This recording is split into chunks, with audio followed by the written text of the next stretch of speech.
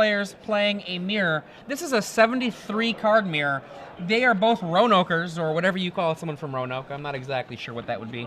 And they work together all the time on Magic these days. And the difference between these two lists, Todd Anderson has 1 Dissipate and 1 Counterflux. Pardon me, that's Gerry Thompson. Todd has 2 Counterflux, 0 Dissipate. And in the board, Todd has an extra Dispel. And the question that's going to be is, will that influence things? Gerry has an extra Counterflux in the board. In underway, you see a Runechanter's Pike and an Augur of Bolas facing off against an Augur of Bolas. And Gerry's like, see, I got some land. Yeah, see, Todd misses his 3rd land drop. Todd was on the play this game. And Gerry is able to hit his land drop, shows Todd 3 as Todd peels a Sulfur Falls. So Todd right back in the game, or at least trying to get right back into it. So we see some cards in these guys' hands. These two players are playing the blue-white-red flash deck that Gerry has been playing for the past about a month, I would say. He came off a Grand Prix top 8 with blue-white flash and switched into splashing red in San Antonio, where I stayed with him at the tournament, where he got 10th place, and he's been on that deck ever since. Success in the TCG 50K as well with this deck. Yeah, he top 8'd there, and you can see that he has convinced Todd Anderson to come on board with the same list. They're both playing the exact same list, well, roughly the same lists together in both the Standard and the Legacy. As we see Todd cast a Thought Scour here, move the Pike over to the Augur of Bolas, able to get in for at least 3 points of damage, or Gerry probably would have blocked, but we are going to see Augur get in, Restoration Angel, immediately blink it on Gerry's main phase to dodge any counter magic, and then find himself a Think Twice. So pretty good turn for Gerry. Gerry's play there, very smart. One thing you don't want to get is end of your turn itis. Just because you can cast something later in the game doesn't mean you have to. You know, it's very easy for Gerry to get pretty cute there and, you know, try to bait out a counterspell or run into something, and who knows.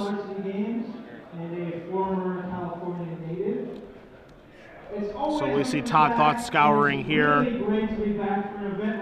checking the count on the Runechanter's Pike, and getting the beatdowns on. Now we're going to see another Augur of Bolas. It is a miss for Todd. Todd moves 2 Snapcaster Mages and a Hallowed Fountain to the bottom. Runechanter's Pike really changes the tenor of what your deck is doing when you're playing in this matchup. And there's only 1 in the deck. It's an incredibly important part of the fight between these two decks. Todd having it in play is a really big deal. So we see Gerry just come across the Restoration Angel. He's going to pass back to Todd.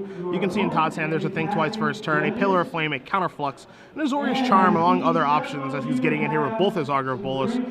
He definitely has quite a few options at his disposal, and he has been able to hit his land drops. It's just about now navigating things to be able to get those spells out of his hand and basically trump Gerry, as we know Gerry at least has 1 more land in his hand. And we are going to see a Think Twice here, as Gerry finds his Singleton copy of Counterflux now as well. So both players do have Counterflux, and Augur of Bolas are going to run into each other here. That one was told to me by someone else. I was like, huh? And see if Todd's going to make a move here or not. Think Twice. Get another land. Get another card in the graveyard there for the Runechanter's Pike, dealing Gerry some damage. Right now, Todd is winning the race, as it were, but things change on a dime here, as we do see the Pillar of Flame. That doesn't quite finish the job. As with yesterday, it is my great pleasure. Is it taking 1 right now, so it will finish the job? Yeah, that'll take care of it because they ran into each other. It's just up to Gerry if he wants to let it resolve or not. Yep. And Gerry does have a Counterflux in hand, I believe.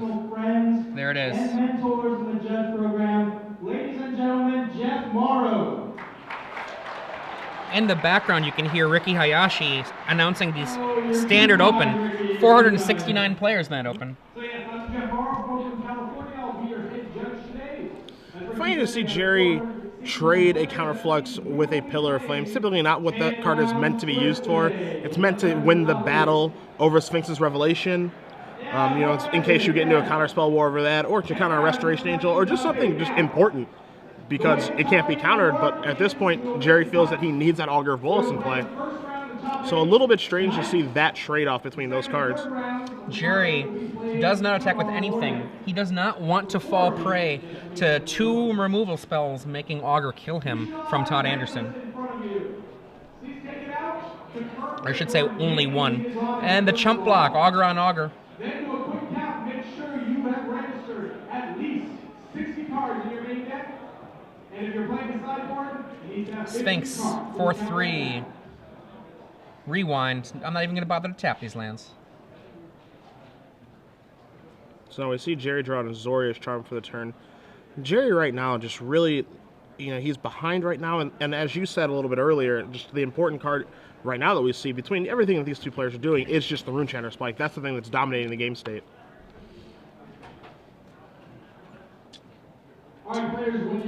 Todd here pausing at the end of Gerry's turn. Decide if he wants to do any of the card draw he has.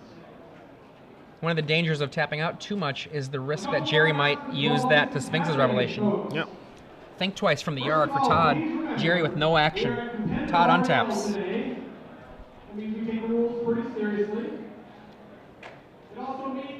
Todd draws a second Azorius Charm, plays the planes that he drew off the flashback Think Twice. Please remember, at competitive RL, it is your responsibility to announce. And again, Todd just taking a look at things right now. He has an Unsummon in his hand, 2 Azorius Charm. He's definitely got a lot of weapons at his disposal, as we're going to see an Azorius Charm here from Gerry, putting the Augur of Bolas on top. Just a momentary reprieve from exactly what's going on here. And it does not feel good to do that either. I mean, that Augur, it's not something to scoff at, the ability of it to look for a little mini impulse of 3 cards when it comes into play. Gerry does draw a Sphinx's Revelation and a Pillar of Flame, and what you're likely going to end up seeing here, Adrian, is exactly what I kind of spoke of earlier, is where you saw Gerry use a counterflux on Pillar of Flame, which is kind of just a weird trade for that card. I mean, it seemed necessary at the time, but typically what it's there for is this fight over Sphinx's Revelation, and we know that Todd has a counterflux in his hand, and that's likely what it will end up countering. Gerry, well aware of what this fight is about, you can expect that he's going to be cautious here. I can see Todd has moved the Unsummon to the front of his hand. I mean, maybe he's thinking about unsummoning the Restoration Angel, having counterflux to make sure it doesn't come back down. Yeah. Going for the throat. As we see Gerry put into play a Clifftop Retreat and just pass the turn back with a sly grin, trying to lead Todd into something he doesn't want to do. Azo. Draw a card. There's the Augur we knew about. A land. Straight into play. 2 life lost. Is that a newfangled Hallowed Fountain? That is. Todd content to attempt just to kill him with the attack, force a chump block. Gerry casts Snapcaster Mage. Todd casts Counterflux to say, no way, sir. Snapcaster will not happen. Gerry's like, okay, yeah, you're right, it won't. I'll chump block here with this guy. I think we're going to see likely a end of turn Sphinxes for 3 from Gerry Thompson. Todd shows a Sphinx's Revelation from his own Augur of Bolas. Says go. Gerry knows Todd's deck list. These guys worked on it together. The only card he has to be concerned about is it Charm, and Todd does not have the mana for it. So 3 cards. Gerry going to get himself 3 new cards here. 4th one from his draw step. And he does find a little bit of action here. He has another Pillar of Flame. He has a Snapcaster Mage here. He does play one of the islands, and a Supreme Verdict is going to clean things up for the time being. A pretty favorable draw there for Gerry, but Gerry does know that Todd has that counterflux over there as we see him, or excuse me, that he has a Sphinx's Revelation over there from the Augur of Bolas, as you see Todd cycle an Azorius Charm. I see Pillar, Snapcaster, Think Twice, I believe. And Gerry untaps. Restoration Angel. Now remember, Moorland Haunt, that is going to supply an endless, well, not literally endless, but a fair number of little 1/1 dorks that can pick up that pike and potentially kill Gerry. I don't have the exact count of instants and sorceries in Todd's yard, but I do believe it is if not able to kill Gerry with the pike, very close. Yeah, very, very close. Oh, that one die was too small, I guess. Yeah. Now, normally we have our spirit tokens that we have at the table over there, but apparently they've been so popular with our players that they just walk off with them. Yeah, they just take them away. Yep. We got the count. Here it comes. Snapcaster? There's an Is It Charm in Todd's hand. Benjamin Payne to the main stage, please. Benjamin Payne. Gerry is going to Azorius Charm that token away. So he's taking care of one of the many tokens that will be coming from Moorland Haunt. Think twice, end of turn. And remember, Gerry knows that Todd has a Sphinx's Revelation in his hand. So even though he could flash back that Think Twice, it's a risky choice because it lets Todd decide to do exactly this. And Gerry knew it was there, so he just was like, I think the one card is worth it. Now, the one nice thing here about that is by Gerry thinking twice and then Todd using the opportunity to resolve Sphinx Revelation, he has a momentary reprieve from a Spirit token coming to play from Moorland Haunt. Yeah. So it's a weird way to say that it's a time walk for Gerry, but it does buy him a little bit of time at least.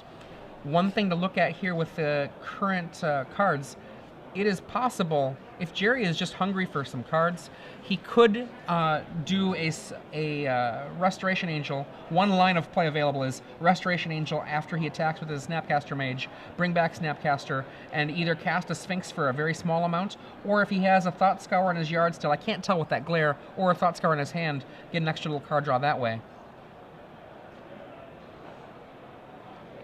So both players' hands are fairly stocked here. Both players have done a nice job of hitting their land drops. Again, the thing that this game is really coming down to is they have traded blows back and forth, is that Todd does have two of the more important cards right now in the one Runechanter's Pike, and these players are both playing just one Moorland Haunt. So Todd has drawn his singletons where Gerry has not. For those of you who are just joining us, I'm Adrian Sullivan, and Cedric Phillips here with me. We're bringing you the best Magic coverage that you can find on the internet. This is Star City Games Live. Remember, you can join us on Twitter, hashtag SCGINVI. We see a fight here. Restoration Angel going to try to blink that Snapcaster Mage. Is It Charm from Todd Anderson saying no way. So we'll see how Gerry chooses to move here. He has brought a Thought Scour to the front, and we will see Thought Scour here, targeting Todd, revealing a pillar, and an Augur of Bolas. Gerry draws a Sulphur Falls from that, and now he's going to Restoration Angel again. Now remember, when it comes to creatures on the table, Game 1, these players have access to only one Supreme Verdict total in their main decks. Gerry really trying to put on the pressure now here with these Restoration Angels, and by blinking this Snapcaster Mage, no, he won't get any value from it, but he will be able to keep his 2-1, and he will most importantly be able to start attacking Todd's life total, as you see a Thought Scour here from Todd targeting Gerry, hitting his Moorland Haunt and his Unsummoned, both singletons. Now this is unusual for decks that use the graveyard in this way to target each other, but at a certain point you have enough fuel in the graveyard that what you want to do is just hope to get rid of something that is not going to be able to be accessed. A Moorland Haunt, a Runechanter's Pike. Welcome to round 1. Good luck. Have fun. You have 50 And now we see Gerry coming across for 5 here with the Restoration Angel and a Snapcaster Mage. This would knock Todd down to 11 if he opts to take the damage, but we are going to see an Azorius Charm here from Todd, putting Restoration Angel back on top of Gerry's deck. You know, there's a way in which this matchup is such an interesting chess match. Especially Game 1, where they both have cards that are not particularly exciting for the matchup. The interesting thing here is that both players are able to get through their deck at a relatively quick pace. So, they're going to be able to see their singletons quite a bit, as we have seen Todd draw, his Moorland Haunt and his Runechanter's Pike. Gerry's Moorland Haunt just got milled via Todd's Thought Scour, but both players are able to find their one of cards very easily in this matchup, as we see Gerry cycle Azorius Charm, blink the Snapcaster Mage, because he did know the Restoration Angel was on top of his deck because of Todd's Azorius Charm. You see him flashback the Unsummoned, bounce the token, and Gerry is now safe yet again from Runechanter Pike shenanigans. Gerry's really fighting to stay alive here. Todd Anderson, pretty full grip.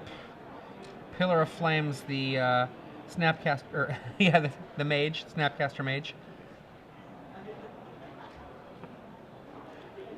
Now, one of the cards that Gerry does not know that Todd has is that other, Sphinx's Revelation. There was one that Todd did reveal from Augur of Bolas that Gerry has already seen, but he doesn't know that he has the other one in his hand. So we're playing a little bit of do-si-do here as we see a Restoration Angel main face here from Todd. We may see him just equip the pike to it right away, just to brick wall Gerry's attacks for the turn. Gerry draws his card, draws a Glacial Fortress to go along with those 3 Pillar of Flames. Now it's a situation of, do I want to double pillar this Restoration Angel to try to get through, or do I want to sit tight here? And he goes with it. He goes with the double pillar, and he just, these guys know each other. He does the 2 because he knows Todd is going to let the first one resolve, and then he does the second one, and he's like, okay, now let's see if you've got that counterflux. And we know that Todd has 2 counterfluxes in his deck list. He's already used 1. There's 1 more looming within the 60 cards, but we know at home that there's not one in his hand.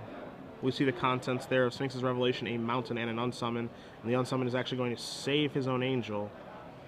And in for 6, Gerry knocks Todd down to 8. So again, Gerry putting up a pretty good fight here, all things considered. He's still in trouble because he's always facing lethal from that Runechanter's Pike with the threat of a Moorland Haunt Spirit. But, at the same time, he can't sit back. He does need to try to get Todd dead. If you play scared the whole game, you're just going to end up in a line of chumps just waiting to die one at a time. Yep. And so you see Todd starting to reorganize some things. You're going to see a main face Moorland Haunt here to make a Spirit token.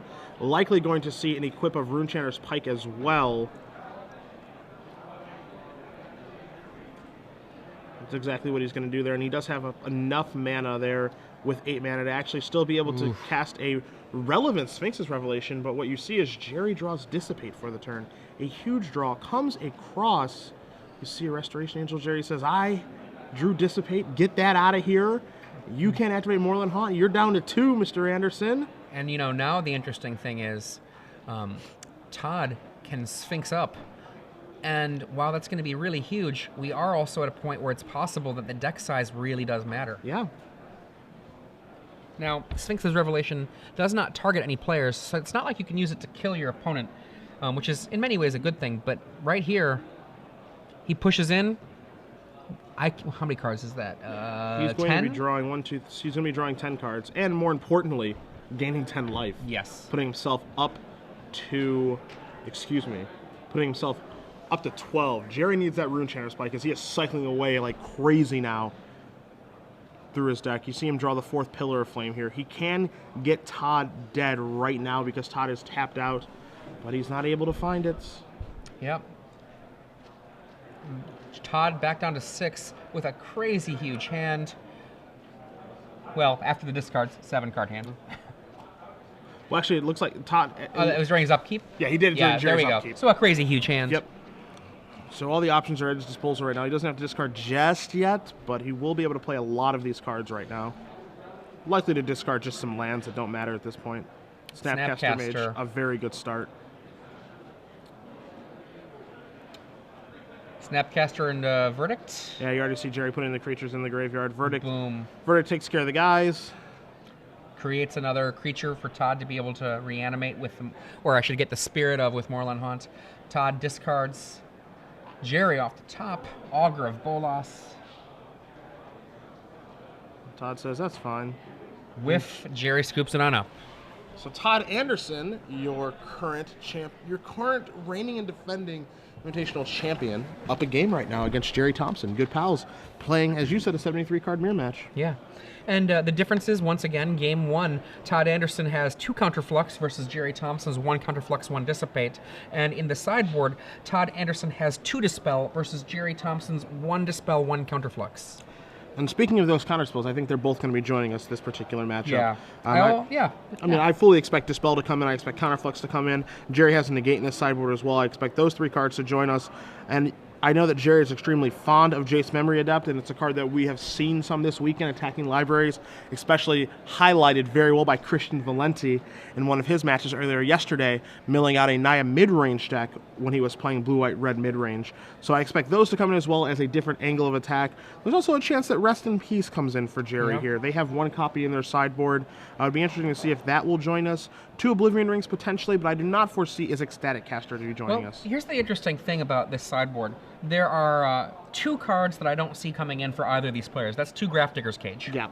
But other than that, there is a, we'll call it a Patrick Chapin-esque possibility of people trying to next level each other. Sure. They both have played this deck a lot. They've probably played specifically against each other a lot.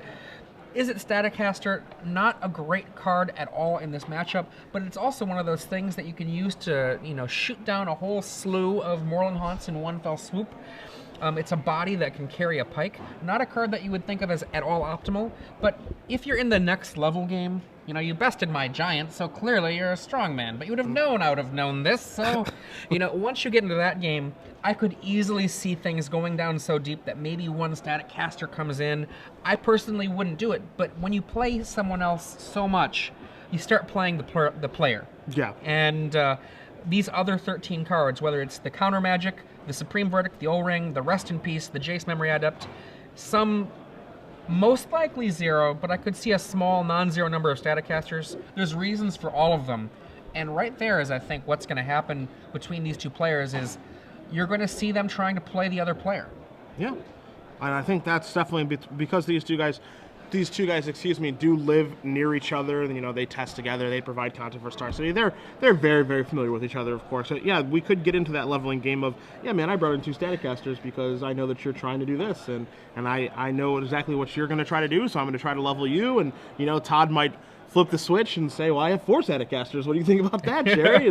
Something deranged could happen. That's kind of what makes the game inside the game very interesting when you're playing Magic. Now, on the face of it, if we're just talking about not any of this next leveling stuff, Static Caster, stay on the bench. Yeah, I don't love it. There are some applications here with Static Caster, some very interesting ones, but being able to take care of Snapcaster Mage, being able to take care of Moorland Haunt tokens. But again, I'm just not in love with that card coming in here. I'm not either. I'm not either. I don't want to communicate that at all. I just do think that this is one of those situations where if it was Patrick Chapin sitting down, I'm sure that he would work some kind of next level in, even on a 73-card mirror, and then be like, aha! Yeah.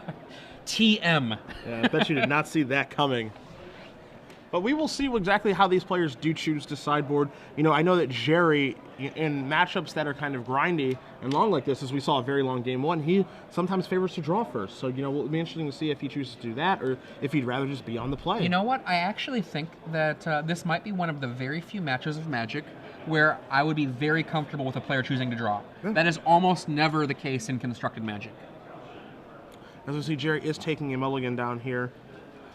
Gerry did choose to play, however, but I've definitely seen instances, and he even told me when he was playing at the TCG 50K that there was a match where he did choose to draw. Yeah. I think it was against a Bant control deck where he said, hey, these games are going to go long anyway.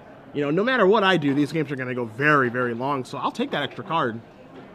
Especially at the risk of mulliganing down to 6. Like, if he does mulligan down to 6, you can kind of undo that mulligan by being on the draw as well, so... One of my favorite moments in kind of the mulligan discussion, I believe it was my friend Zach Hill, who was talking about on air for a Pro Tour, like, oh yeah, Magic Online, we ran the data, and we actually found out that it was basically almost so close to 50-50 on player draw with who won, it doesn't matter.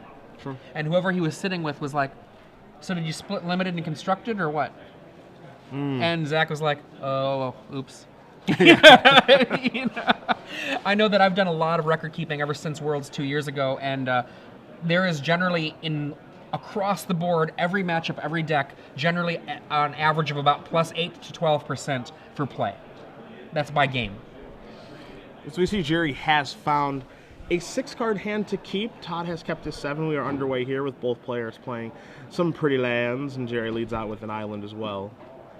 If we think about the character of that last game, how many cards did Gerry throw away just to stay alive because of that Runechanter's Pike? Yeah, I mean, quite a few. I mean, the other card that he needed to deal with that was causing the other issue was the Moorland Haunt. That was just creating a steady stream of creatures for that pike that you spoke of. And Gerry, as you guys may have seen in his hand, did draw his Moorland Haunt this game. So we're going to see a Snapcaster Mage. We're going right for Todd with the milling and drawing himself a card. Such an interesting thing where it actually can come down to that aspect, such that you'll fuel someone's graveyard for them. Yeah. Because milling the opponent out is very realistic in this matchup. Yeah. We saw large Sphinx's Revelations. We see a lot of cantripping with Think Twice and Thought Scour. It's very realistic for it to become a battle of decks, especially when we know these players have Jace Memory Adept in their sideboard. And we see discard of a thought, Think Twice from Todd Anderson after he end of turn Think Twices. To my mind, that actually is a small little error. Actually, you can hang on to that Think Twice for later. You don't need to use it right then. I'm talking about the first Think Twice that was flashed back after it was put into the graveyard by the Thought Scour. Sure. Now we see Gerry having no problem hitting his land drops right now, as we're going to see a Snapcaster Mage here from Todd. We'll see what he's going to choose to flash back. The problem is that it seems like he does just have a lot of lands in his hand, but we do see in Gerry's hand now, we see a Restoration Angel, we see a Jace Memory Adept, and we see lands. So Gerry just trying to get in through that window. And Gerry allows the trade. This does make the Think Twice cost only 2.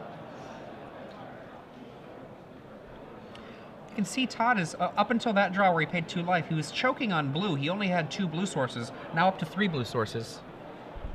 Resto, EOT, Restoration Angel. Does it draw out the rewind? And Todd actually deigns to tap it this time, lest Gerry counter it with a negate or some such.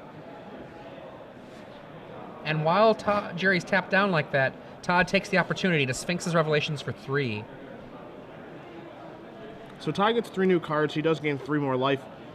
Discards a Supreme Verdict. Gerry throws the Sphinx Revelation back, and Gerry draws Counterflux. Now Gerry does have the option here of slamming down Jace Memory Adept. It's going to be interesting because he does have the option to play it, but he's going to leave himself with his shields down because he's only going to have 7 mana in play, so he won't be able to defend himself with Counterflux. As we do see Jace Memory Adept here. And he goes, oh my god, mill 1 to draw the card, and he hits the only Runechanter's Pike in Todd's deck. That was pretty good. And I believe he drew a Jace off of that. He did. That was a very, very fortunate +1 on the Jace. And Todd has his own Jace. Jace is the Jace. Doesn't play a land, so now Gerry draws an Augur of Bolas. And he can actually go Jace with Counterflux backup now. Yep. Boom. And that's what are we going to see the 10 or are we going to see the 1? It's the 10. Now this is interesting because, okay, Gerry rearranges his mana on how he wants to cast that. He's like, because he almost made a hiccup there where he didn't have Counterflux available. He goes to the dome, as you said yesterday, with Jace Memory Adept. Yeah, this is attacking your opponent. It's just attacking him in a different way. Yep. Lose 3 life.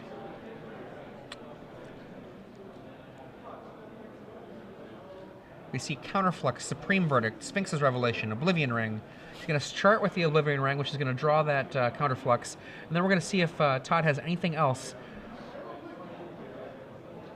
And this is Pass. One of the reasons that these players have favored, as we see in Augur Bolas, Counterflux over Dissipate. Just being on counterballs, we see Restoration Angel here from Todd threatening to start attacking that Jace. We see Gerry miss with Augur Bolas, and Gerry's going to give Todd's library a quick count. And see, he's going to decide, am I going to draw a card, or am I just going to try to get 10 more cards and then deck them that way? I mean, he can hit twice more at this point, presuming that there are no Pillars of Flame in Todd's deck anymore, which there shouldn't be, I don't think. But he can also draw a card to just try to get ahead. 24 cards is not much.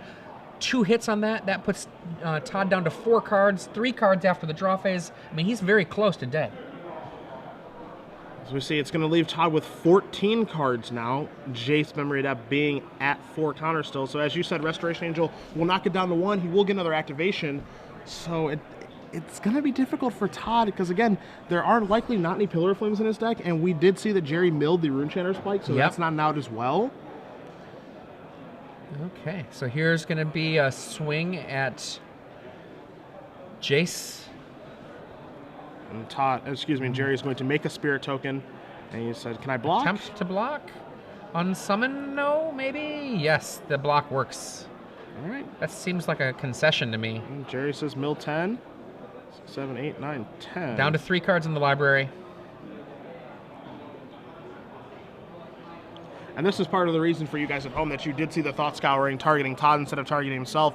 This is just what ends up happening a lot in this mirror match, because again, attacking their life total is incredibly difficult because of cards like Sphinx's Revelation, and there's the many different ways that they can gain life and deal with creatures and what have you, that you have to attack something else to be able to win, and it's easier to attack their library than actually their life total. Particularly that Sphinx's Revelation, which is so good at buffering the life total, it really is a chunk out of that deck. And we see an Oblivion Ring from Gerry Thompson now. It draws the counterflux. Attacks for 1. Yeah, and he decides. Never mind. He decides that 1 point of damage actually doesn't matter at all. You know, if he has a Snapcaster Mage or something, I would rather that not happen. Todd gets draws in. a counterflux. We see the unsummon take care of the token. Jace dies. So now the interesting question here, Adrian, is Todd has, I believe, 2 cards left in his deck. Can he deal Gerry 20 points of damage with 2 cards left? And we know Gerry has a Dispel and a Sulphur Falls. Gerry doesn't have anything. And he may have 3 cards. He may not have 2. We can get a correct count on that in just a second for you guys from our spotter. But it's either 3 or 2 cards left. Okay, there's 2 left. Now there's 2, and in for 6. And I think what he's going to be looking for is whether there are Jaces in here, because Jace is actually another potential path. And I don't know if there's enough time for that. The 2 Jaces are there, so Todd has no Jaces left. Gerry knows Todd's deck well enough to know practically everything that Gerry has available. Or sorry, that Todd has available. As you see Todd leafs through his hand, you see an Oblivion Ring. You see a handful of all answers. You see a hand with a Sphinx's Revelation. You see Todd come across for 6 more, knocking Gerry down to 8. Gerry draws his card. He passes. Todd draws his last card. Scoops it up. Now, interestingly, I think it's reasonable to consider Pillar of Flames as a good sideboard out. But if that last card had been a Pillar of Flame, he could have killed Gerry. Yeah. which is interesting. Now, we didn't expect either player to leave them then, but again, we talked about how there's a little bit of the game inside the game, one-upsmanship. Yeah. But yeah, Pillar of Flame not left in. There's not one. He could have also been looking for a Zorius Charm to put a Restoration Angel back on top of his deck. Yep. And actually, worth noting, I'm pretty sure that Think Twice that Todd flashed back at the end of the turn cost him this game. Yeah. Because had he not done that, and I don't think that there was a reason to do it. If there's a grind happening, you want to wait till you're refilling for the 1 card. So he does it, and then on his own turn is forced to discard because he has 8 cards in hand. So there's not a reason to do it for the grind. He had the mana, he didn't need to find mana, and then later in the game, he would have been in that position with 1 more turn of attacking. Sure. So it may have been detrimental. Now, you know, that was you know, I don't know, 10 plus minutes ago, so I don't remember what he drew off of that Think Twice. And maybe he didn't. I don't think he needed to find a land to hit a land drop at that point, so I'm not entirely sure if he was looking for something in particular at that point in time. I think he was playing a mana efficiency game. I've got 3 mana, there's a Think Twice in my graveyard, I'm going to use it.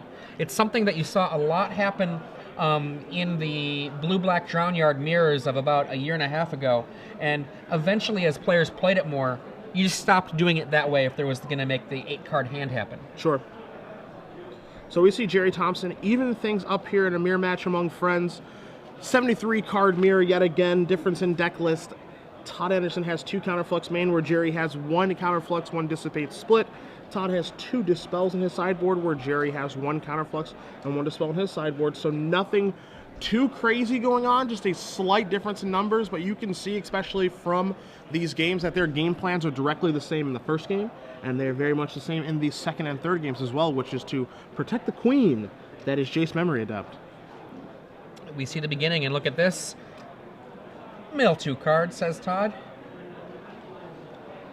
You see a handful of land. You see a handful of lands here for Gerry, one of which is a Moorland Haunt, also an Oblivion Ring in there, so it does have a answer to Jace Memory Adept. But we need to see some more things going on as we see another Thought Scour. Do it again.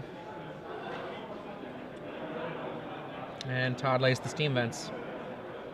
dissipate the draw for Gerry's turn here. You also see it, I think, twice in his hand as well, so there will be some cantripping taking place just to ensure that both players hit their land drops, get things set up. As we see an Augur here. Finds a Sphinx. Sphinx's Revelation, such a bizarre card in this matchup because there becomes a point where it just starts to potentially be a dead card. Yeah, you know, it's so important for them to be able to find the actual cards that they need in Jace Memory Adept, but by drawing so many cards to actually find the weapons you need to win, you're attacking, you're basically dealing yourself damage. You know, as you look at both players this game, yes, they start at 20 life, but in theory, they're really starting with 60 life, being 60 cards in their deck. In a way, you can think of it almost like a weird version of Necro. Yeah. Just because of the way this matchup plays out. Rewind in Todd's hand. He lays the 4th mana and passes.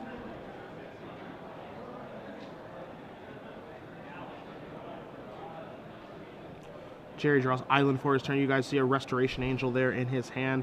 He decides to play his Moorland Haunt, and we see the Restoration Angel here on the end step for Todd. That Moorland Hunt is one of the big deal cards in this matchup. Now, this is interesting here because Todd is the player on the play here, and we know that Gerry has Dissipate in his hand. So, basically, Todd could be leading Gerry into a trap here by playing the Restoration Angel and saying, hey, man, I'm going to blink this Augur Bolas. Do you want to counter this? And if Gerry does oblige to counter it, you know, Todd has the window open to play a Jace Memory Adept, which we saw him win the match, which we saw, Gerry win the match with. Now, we see the contents of Todd's hand, and he does not have one, fortunately enough for Gerry. But, I mean, Gerry is put to a hard question there. Oh, wow. Did you see what was on that Augur? I did. To the bottom goes a Rune Chanter's Pike and a Jace Memory Adept. And a quick look at the deck. There are no shuffle effects. Those are going to be on the bottom. Bottoms up. Well, if you get enough Augurs going, you can push it up. Yeah, that's true. That's true. In a unique way, you can push it up, as we see a Restoration Angel here from Gerry. Todd kind of going the damage route this game, or at least trying to go the damage route. One of the things he's contemplating here is whether to rewind that and then still have his mana open. But a rewind is a valuable card in this matchup. And also, I mean, rewind on his main phase could run face forward into a Dispel right now, which is what Gerry's representing. Boom. And you do see Dispel. So now the window's open for Gerry as he slams that Augur out of here. And the untap. Oh, boy. Now the window's open for Gerry to resolve Jace Memory Adept, but does he have it? And he doesn't, as we see just Restoration Angel come across, and a main phase Restoration Angel here. There are only 2 Supreme Verdicts for these players between main and board, so establishing any board presence is a big deal. And we know that Todd left his Supreme Verdict in the last game. We did see one. He discarded one to hand size. It'll be interesting to see if he did leave it in. I don't think the players re-sideboarded, as we see Thought Scour reveal Dispel and Augur of Bolas. Gerry draws his card, another Restoration Angel. And Gerry's hand right now, Adrian, is 2 Cliff Trap Retreats, another Restoration Angel, and an Oblivion Ring. Neither player able to find the queen that is Jace Memory Adept. Todd has the Sphinx Revelation. It looks like Snapcaster Mage. And it looks like a land, and I can't catch the last one. Gerry has a lot of land in his hand. 3 land and an angel. 2 lands. 2 land and an Retreats, angel. an Oblivion Ring, and a Restoration There Angel. we go. For those of you who are just joining us, this is round 10 of the Star City Games Open Series featuring the Invitational here in sunny Los Angeles. I'm Adrian Sullivan here with Cedric Phillips. You're watching Gerry Thompson and Todd Anderson play Game 3 of this very, very important match. They're both at the top of the standings right now, playing a 73-card mirror match of blue-white, white-red flash. Main phase, Restoration Angel from Gerry Thompson. Snapcaster. Some kind of counter spell. It's going to be a rewind. There it is.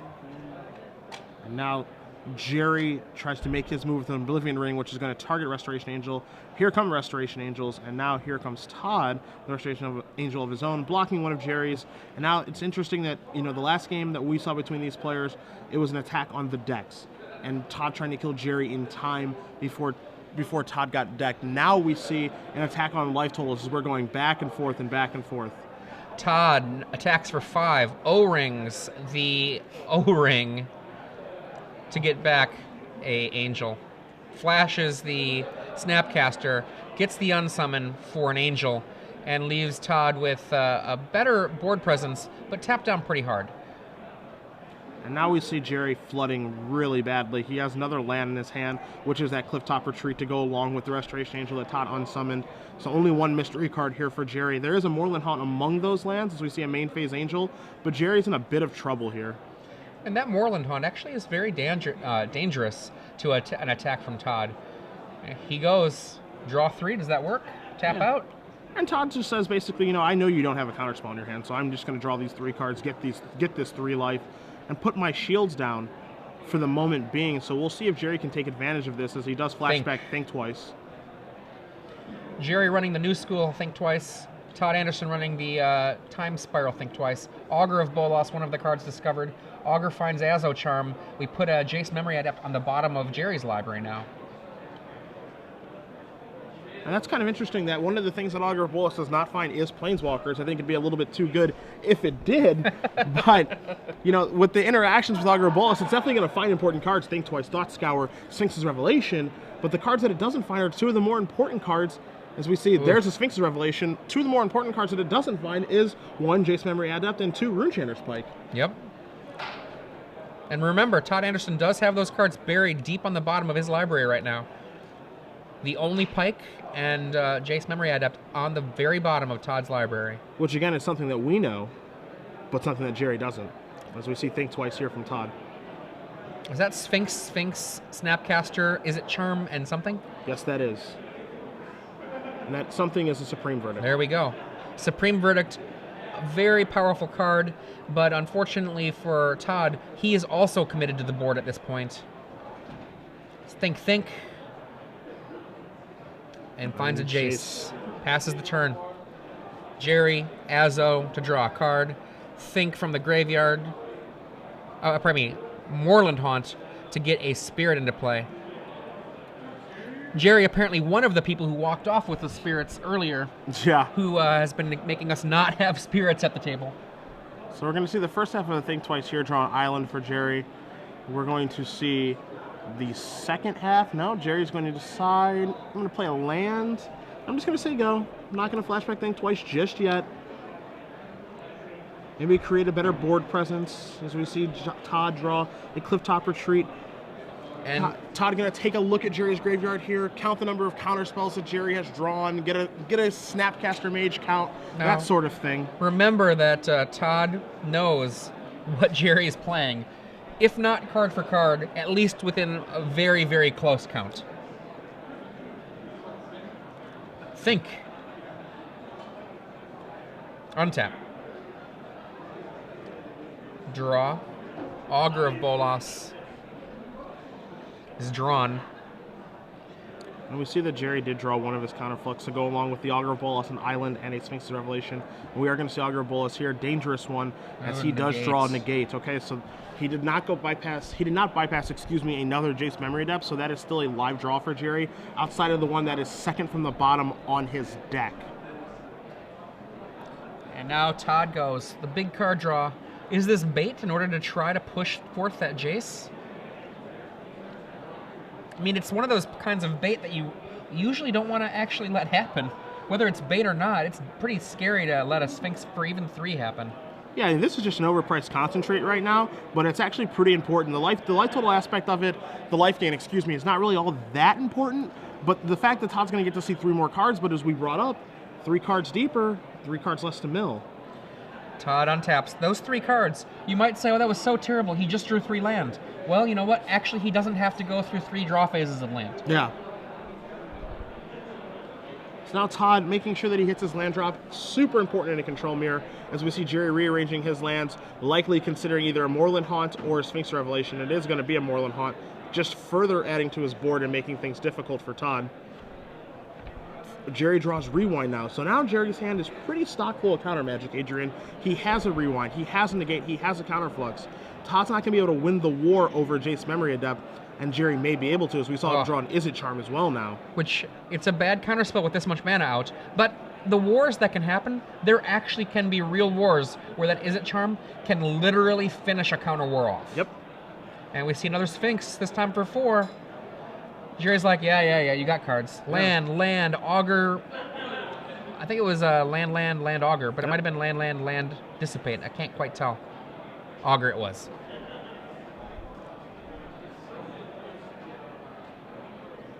And Todd augers, pushing a Rune Chanter's Pike ever closer to the top.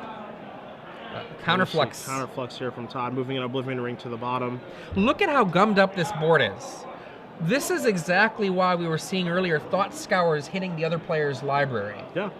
Just attacking for damage in this matchup isn't incredibly realistic. I mean, between Moorland Haunt and these augers that run into each other, and if you don't draw your Rune Chanter's Pike, it's very, very difficult to get through with actual damage. And with both players gaining so much life between Sphinx of Revelation and even what people call the hidden mode on Azorius Charm, you know, it's difficult to kill people with damage in this match in the sideboarded games. In game one, of course, it's reasonable because that's what the players have to do, and you really have to grind them down. But in the sideboarded games, you can definitely tell that both players are trying to mill one another out. Okay, he lays Jace. He knows Gerry has a counterflux, and Gerry expends it. And Todd says go. Gerry draws a Rune my Chanter's goodness. Pike. And he knows, Gerry knows that Todd has a counterflux. He's like, I don't want to have that counterflux hit my Pike. How can I get that counterflux out of his hand? Yeah, the question is, does he or doesn't he? Because, again, I mean, Rune Chanter's Pike does change things for Gerry a little bit here because, you know, he can suit up a token, he can suit up a Restoration Angel, but, I mean, at the same time, it's like, does he want to do this attacking with these cards and get, you know, something Azorius Charmed, and, you know, that's basically getting him time walked, and, you know, what exactly does he want to accomplish with Rune Chanter's Pike? Does he want to accomplish anything at all with it? Maybe he wants to cast it and get it countered.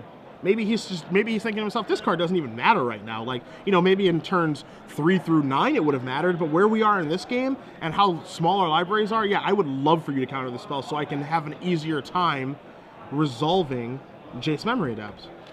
Our counts on the libraries. Gerry Thompson, 21 cards. Todd Anderson, 18 cards. Lucy, Gerry is going to play in Restoration Angel end of turn, blink an Augur Bolus, and we saw him move 3 cards to the bottom, 2 lands, and the Jace Memory Adept. So both of Gerry's Jace Memory Adept are on the bottom of his library. You see the top card of Todd's library is a Jace Memory Adept, and we know the other one is the second from the bottom for him. So the trump card, as it were, are both on the bottom of these players' libraries, or in Todd's case, one in the graveyard. Gerry untaps. Is it Charm? Discarded for Todd. Yep. And that's not too surprising either, because as good of a card as we see Rune Chanter's Pike here does draw out the counterflux, as good as a card as Is It Charm is, it almost does next to nothing right now, Adrian. Yep. You don't want to draw 2, discard 2 in this game state. And as you said, it's unlikely that the Spell Pierce effect is going to counter something. And Gerry takes 2 from a Hallowed Fountain, which is kind of incredible given how much mana he has. Yeah. Todd draws, 17 cards left. I believe I see a Dispel, Supreme Verdict ×2. It is kind of funny with how clogged these boards have gotten, and you know what this game is coming down to with the library milling type effects. That, you know, the card I'm thinking of right now is like a Banefire type effect that could just go upstairs uncounterable. But this is going to try to play that role, as we see a Dispel here from Todd, countering a Sphinx Revelation, or at least making an attempt. And I think that Gerry might be using this as a kind of duress. Yeah, that felt like bait to me. 19 Unsummon Gerry's draw step. Todd draws a Restoration Angel, which is oddly enough, I don't want to. Actually, it's not irrelevant because of Snapcaster Mage. Yep. Blinking the Snapcaster Mage can flash back a counterflux, so that is actually a relevant draw step, as Gerry draws an Azorius Charm. Players very, very content to say draw go, as I see Adrian to my right here keeping track of the count of libraries right now. The count is currently 15 cards for Todd Anderson, 18 cards for Gerry Thompson. Augur of Bolas doesn't find anything, so it doesn't subtract from the count for Todd, as Gerry draws a Snapcaster Mage for his turn. 17-15. Thought Thought Scour. That'll even her up. Supreme Verdict. The first move is made. And an uncounterable one at that. Unsummon on an Angel. Will Todd choose to fight over this? And everybody dies, including those spirits. Again, remember, Adrian, that Gerry is the one with Moorland Haunt, not Todd, as we see Gerry activate a Moorland Haunt right away. Gerry can actually start attacking now. Even though Todd is at 21, it is a new avenue to victory that wasn't present beforehand, as we see Restoration Angel here from Todd. And Gerry doesn't bother. He doesn't want to fall into that possible trap. We see a Thought Scour from Todd. It works. Todd goes to 13, Gerry goes to 14 cards. Gerry turns over a Sphinx's Revelation, which is not horribly relevant right now, and a Counterflux, which is the more relevant of the two. Again, Gerry not attacking with the Spirit Token, A, because he doesn't want to run into a Restoration Angel, but B, Gerry is the lower of the two players, so his life total is much more at stake in this game. Untap for Todd. 13 to 12. Todd draws a Sulphur Falls. Gerry has a Restoration Angel. Gerry is going to activate a Moorland Haunt. As you can see, both players are moving along very quickly here. Think twice. Wow, 12 to 11. Flash it back, 12 to 10. Todd's draw step, 12 to 9. You remember, he knows that there is a pike down there. And there's a Jace Memory Adept down there too. And that's what he looks like he's digging for. Again, I don't think that pike is going to be terribly relevant now, as you see Gerry able to just churn out Spirit Tokens, and Todd's Supreme Verdict is gone. Yes, he could Snapcaster it back, but I think that we are past that point, as we see Todd draws the Rune Chanter's Now remember, the next card is likely Jace Memory Adept. Yep. And we do see the other Supreme Verdict in Todd's hand, in case, again, he does need to push that reset button. And there's a Rune Chanter's Pike from Todd. Todd can do roughly 37 million damage with any creature he equips with it. Yeah, every creature will be lethal now from the Rune Chanter's Pike. But again, Gerry's shields are pretty far up because of Moorland Haunt and the Restoration Angel in play. Plenty of spirits, plenty of creatures in Gerry's graveyard. As you see Gerry counting away here. The scary thing is that Jace Memory Adept, as we see Todd equip, attack, Gerry blocks.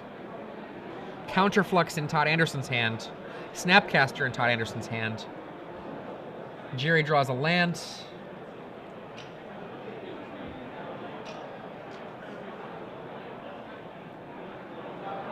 Gerry's still looking.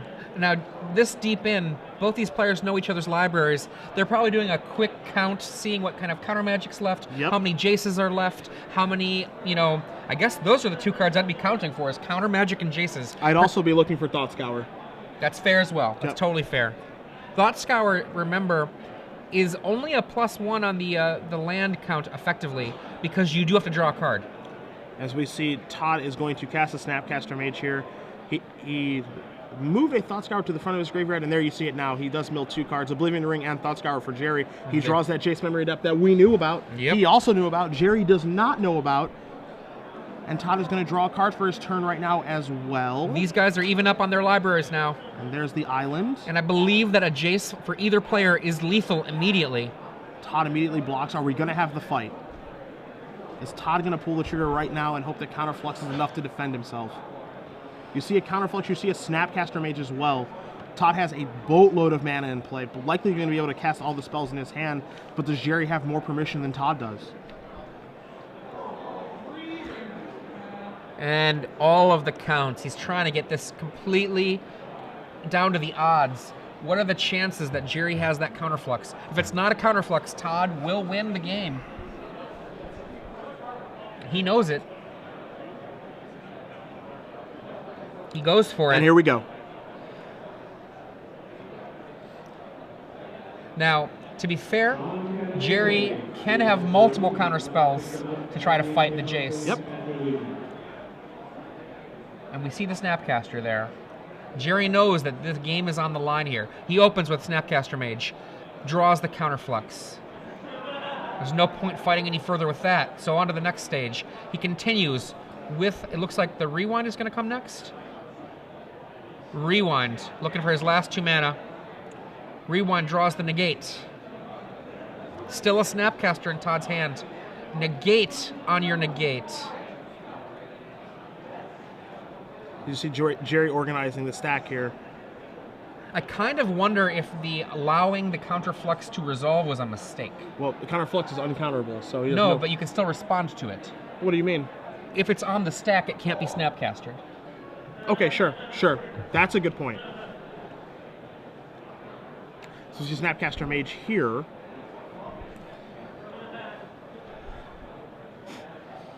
And there's that counterflux on top, waiting. I think Gerry's going to be forced to use a... Is it Charm to draw a card? Well, maybe not. Does he have a Dispel in his hand? The Is It Charm is actually going to be... boy, this is tough. Gerry says okay. And that is awesomely lucky for him. Todd does not use the Overload because you cannot use Overload from a Snapcaster Mage, which means then... Oh, it's an Azorius Charm. He draws with Azorius Charm, hoping to find an answer. Finds a Chase memory up to his own. Okay, now he's going to have to Is It Charm himself in order to try to find something, some card. He's counting. Is there anything even left? This is a terribly desperate move. 1, 2. Oh, that is it. Yeah, by allowing the counterflux to resolve, Todd Anderson has it in his yard, and Gerry Thompson lets it get Snapcaster during that huge fight. Wow. That was what we call some magic. That's a good game. Yeah. There's just going to be all kinds of great matches like that all day today. That was a good game. It's been a long time since we've seen a counter war like that before. That was a good game. I don't think that... So I understand what you're saying with, like, by letting counterflux resolve, it gives Todd the opportunity to flash it back via Snapcaster Mage. Right. But I do believe that there was a Dispel in Todd's graveyard. So if he does Snapcaster back the Dispel, Is It Charm still can't counter it. But he can easily pay for the 2. He was able to pay for the 2 with counterflux. And I think Gerry is still in the same situation.